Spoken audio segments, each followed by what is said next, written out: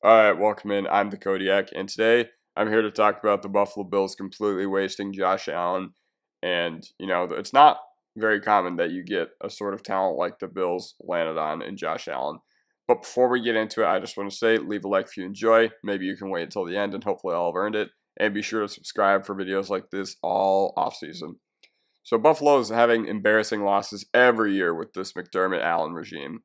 The divisional versus the Chiefs this past year, the regular season loss versus the Eagles, the 12 men versus the Broncos on Monday night, the 2022 snow divisional versus Cincinnati, the Vikings overtime game, the 2021 13 seconds game versus KC, fumbling in the red zone versus Tennessee on Monday Night Football 2021. Hail Murray overtime loss versus Texans. It is sad, and it is awful considering every other team's best moment seems to come against the Buffalo Bills. And getting a team out of the basement doesn't necessarily mean you're ready to win it all. But let's look to how we got to this point. So in 2017, after years of middling play, Buffalo looked to be in complete purgatory.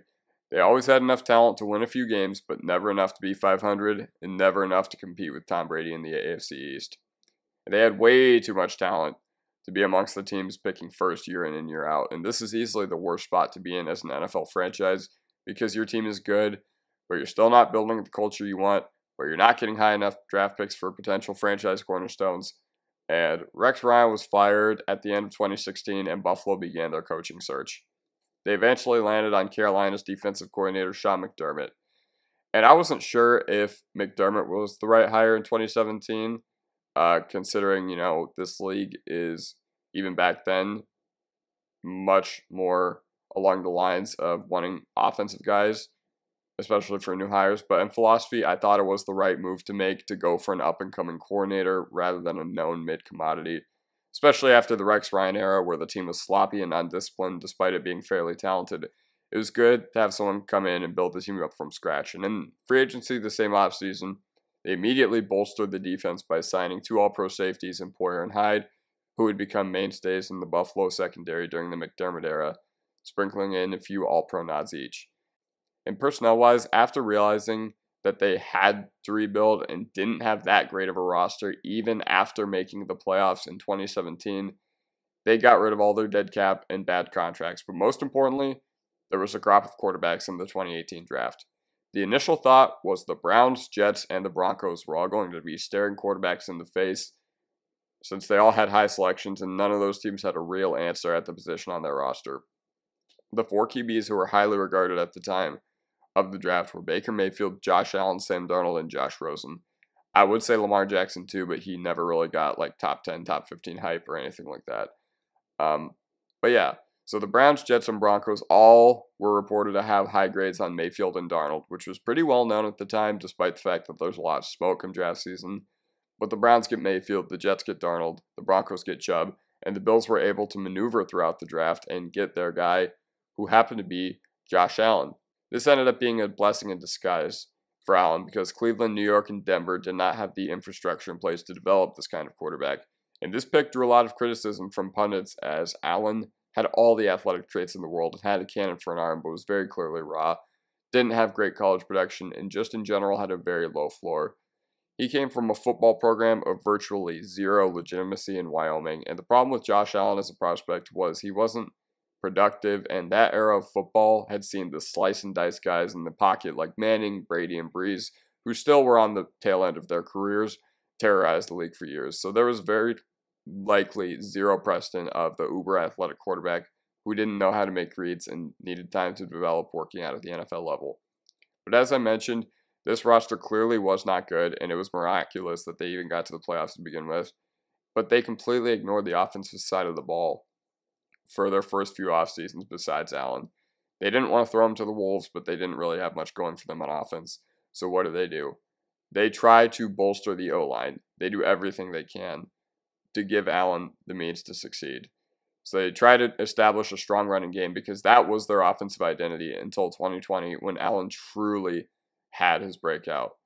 And, speaking of this, if you had thought that Josh Allen was just playing traditional quarterback and you only looked at that to evaluate how he was as a QB his first 2 years of his career, then Allen was not good the first 2 years of his career. But the NFL world was still polarized by him. If you want to overlook stuff like completion percentage, like, passing grades and stuff like that, and rely on drive extending rushes, being volatile but having quite a bit of success, then Allen was a good quarterback. He still made strides in the 2019 year and then lost in that incredible wild card OT contest versus Houston. But there was a disgruntled weapon in Minnesota who wanted out, and his name was Stephon Diggs. And now this team just can't get it done in big moments. And I don't know what it is about McDermott, but there have been a mountaintop of bad moments for this Buffalo team, despite the fact that they have done everything they can to surround Josh Allen with talent. They got him a wide receiver one. They have tried to get him an O-line that has seemed to fall apart in big moments as well. And this team's supposed strength is the defense, but they also can't perform in big moments. 13 seconds versus Kansas City, absolutely ridiculous, absolutely inexcusable job by Frazier. And so their scapegoat midway through the year was their offensive coordinator. So they fired Ken Dorsey, they hired Joe Brady instead. And this looked like it was finally going to be Buffalo's chance. Those vaunted Chiefs were not that good in the regular season. Yes, they still had a pretty good roster, but we did not know what they were going to do despite the lack of weapons. And what did Buffalo do? Buffalo still outplayed Kansas City that game. They outgained them, they out-time of possession them, they outrushed them, you name it. But at the same time, all that matters is the final score when the clock hits 0. And Tyler Bass misses a field goal. And I don't even have to talk about this game in particular. We can go back to the 2022 snow game in the divisional round versus Cincinnati, where it looked like nobody even was bothered in showing up to play, especially after the DeMar Hamlin thing. But yeah, I don't know. I just don't see how this team gets it done with Josh Allen and Sean McDermott. And Josh Allen is 1,000% good enough to win a Super Bowl. I think if you put him on San Francisco, I think they win a ring every year since he's had his breakout. But to be completely honest, maybe you just have to lose these games to appreciate what it's going to be like to be on top. And to be completely honest, I think Buffalo should fire Sean McDermott. You just know that this team does not have the mental fortitude to play in those tough games in January, to play in these tough games in even February. They haven't reached a February game at all throughout Sean McDermott's tenure, even though they should have, and they've had multiple opportunities to do so. It is so hard to stay on top in the NFL, especially when you have a target on your back. And guess what? The AFC East isn't getting any worse either. Miami still has Tua and Tyreek and an explosive offense. What else? The Jets have a nasty defense, and you already got beat by Zach Wilson week 1 of this past year. And also, the Patriots have the 3rd overall pick in the draft and very well could be on their way to fixing that team and fixing that offense if they draft a guy like Jaden Daniels or Marvin Harrison Jr. But at the same time, I just don't see the mental fortitude with this team. I don't see the mental toughness. Buffalo is absolutely wasting Josh Allen.